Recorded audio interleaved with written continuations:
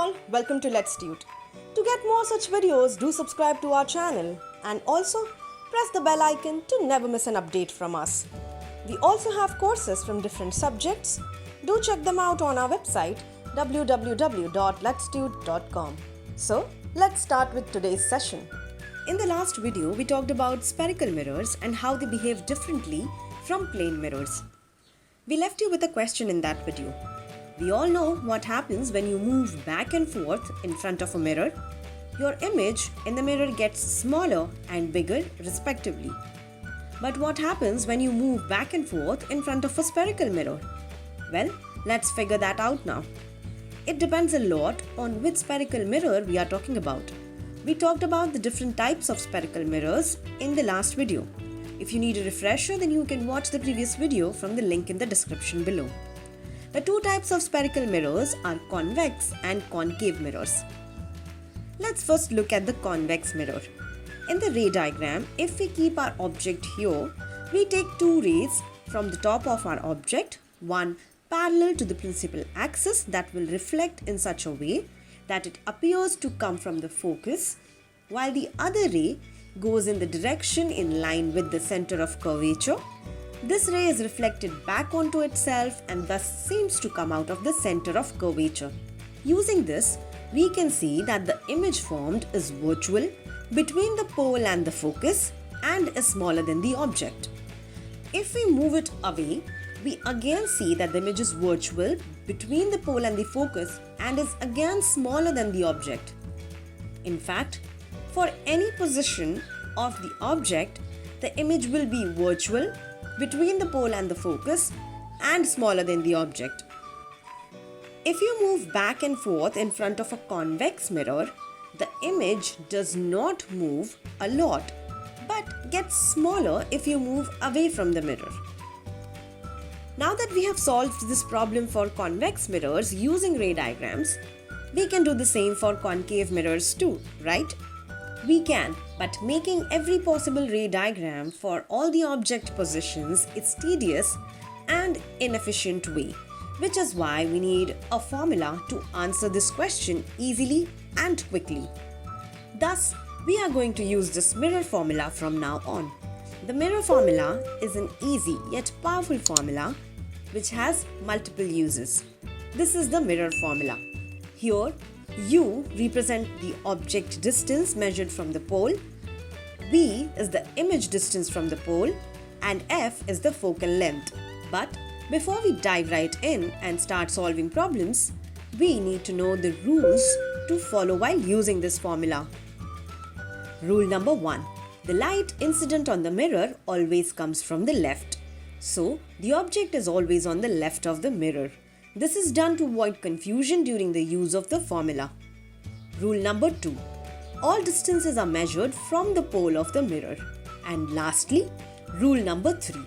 Distances measured to the left of the pole are negative, while distances measured to the right of the pole are positive.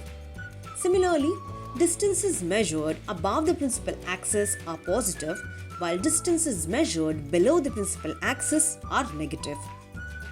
The only reason these rules exist is convenience and to avoid confusion. These rules give us a sign for the focal length of two mirrors. If we look at concave mirror, the parallel rays from infinity meet at the focus, which is seen to be to the left of the pole. Thus, the focal length of a concave mirror is negative. Similarly, the parallel rays from infinity when incident on a convex mirror seems to be diverging from the focus, which is to the right of the pole. Thus, the focal length of a convex mirror is positive. Let's look at some examples on how to use the mirror formula. What happens if we have an object on the center of curvature of concave mirror? Where will the image be formed? If we look at the ray diagram, we can see that the image is again formed at the center of curvature right below the object. Let's see if our formula gives us the same answer. Here, the object distance u is the radius of the curvature, but as shown in the previous video, the radius of curvature is just 2 times the focal length. And since this is a concave mirror, the focus is to the left of the pole. So U will be equal to minus 2f. Here the focal length is f, but since this is a concave mirror, it is negative. So putting this in the formula and rearranging, we can see that the image distance is minus 2f, which is exactly the radius of curvature. So our formula gave us the same results as the ray diagram, but the formula can give us even more information. The magnification of a spherical mirror is given by this formula. If we now look at our mirror formula and then multiply both sides by u, we can see that magnification is given by this formula, which just requires the focal length of the mirror and the object distance. Thus, not only does the mirror formula give us the position of the image, but also the size of the image with respect to the size of the object. So now that we know all this, we can explain without using ray diagrams why the image formed by a convex mirror is always smaller than the object and is always virtual. First, let's look at the magnification using the formula we just derived. The focal length of a convex mirror is always positive while the object distance is always negative. Putting the signs in the formula, we can see that the numerator is positive and will always be smaller than the denominator. Thus, the fraction as a whole will be positive but smaller than 1. What does this mean?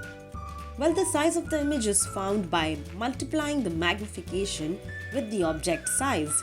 So, if the object is say 10 cm tall, a positive magnification would not change the sign of the object size, while a magnification of less than 1 will cause the product to be smaller than 10 centimeters.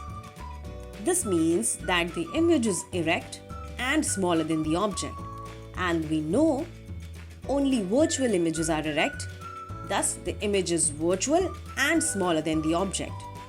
Since we did not use any specific position of the object, the result we found is correct for all object positions of a convex mirror. Let's end with one problem. A concave mirror produces a real 4 times magnified image of an object placed 10 cm away from the mirror. Find the position of the image and the radius of the curvature of the mirror. Let's write down what we know. We know that the magnification is 4 times, and since the image is real, m will be equal to minus 4.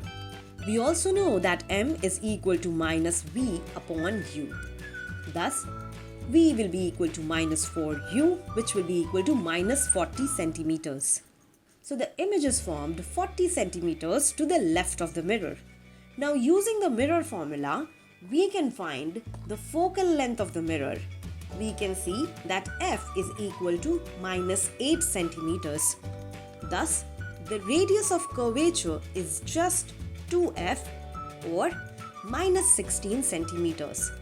Hopefully you now understand the mirror formula for spherical mirrors. I encourage you to do more problems from this concept so that you have intuitive understanding for it. Well, if you have liked this video, then please hit the like button and comment down if you have any queries or doubts. We also have courses from different subjects. Do check them out on our website www.letstude.com. And yes, do subscribe to our channel. Lastly, don't forget to hit the bell icon and never miss another update from Let's Dude. Till then, keep watching, keep learning, and follow your curiosity. Thank you.